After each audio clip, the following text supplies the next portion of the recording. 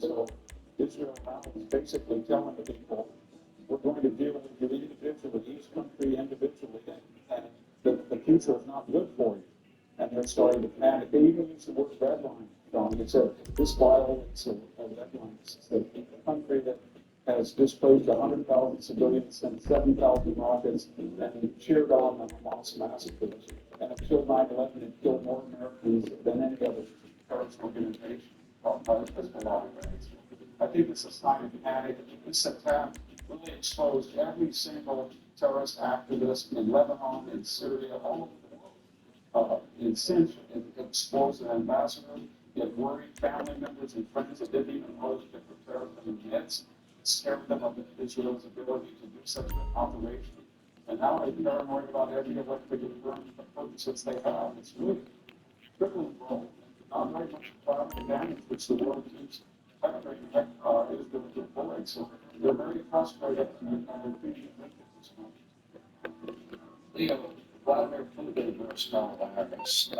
Clearly, the Iranians are being more of the Democrats here. I can only imagine the media outrage if this were to happen in reverse. But when you look at this, why wouldn't they support Harris and Biden? Because Donald Trump put sanctions on the Iranians that nearly bankrupted them, and I think eventually would have resulted in a revolution. They turned a blind eye to sanctions. They put sanction waivers in place to allow $10 billion payments from countries like Iraq for energy. They themselves were willing to give the Iranians $6 billion in a ransom exchange.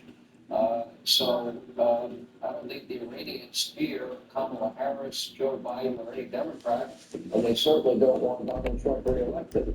So they're actively now interfering in our elections, and I don't see a lot of outrage from law enforcement, which I would expect if it was in reverse.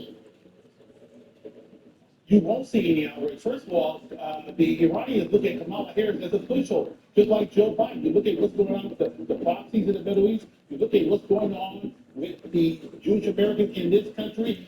No federal arrest whatsoever regarding these pro-Hamas demonstrators.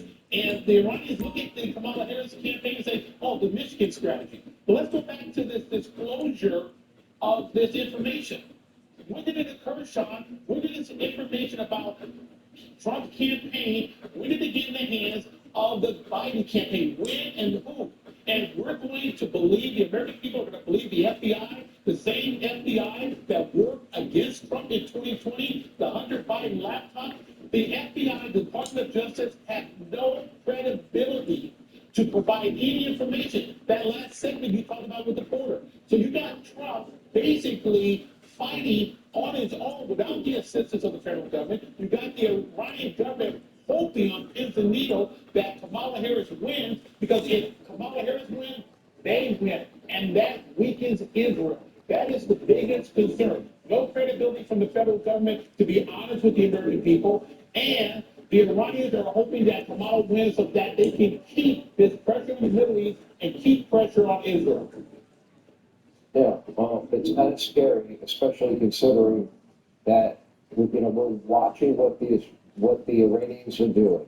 They are funding Hamas, Hezbollah, the Houthi rebels, and they're even fighting Israel themselves. And as far as I'm concerned, Harris and Biden have done nothing but try to prevent Israel from winning their war against radical Islamic terrorists that murdered and kidnapped and beheaded and tortured Israelis, the equivalent of losing 40,000 Americans in a day. I thank you both. Victor Davis Hanson, Leo 2.0. Thank you.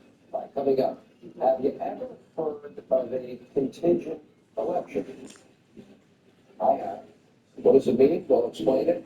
And why some lawmakers are hoping Nebraska becomes a winner-take-all electoral state. Straight ahead. The real estate market might tell you there's no way in, but with the right team on your side, the impossible becomes possible.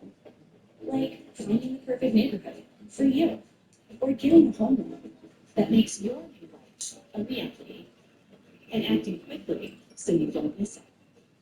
This is the Home Team Advantage, a team of dedicated professionals working together to make your dreams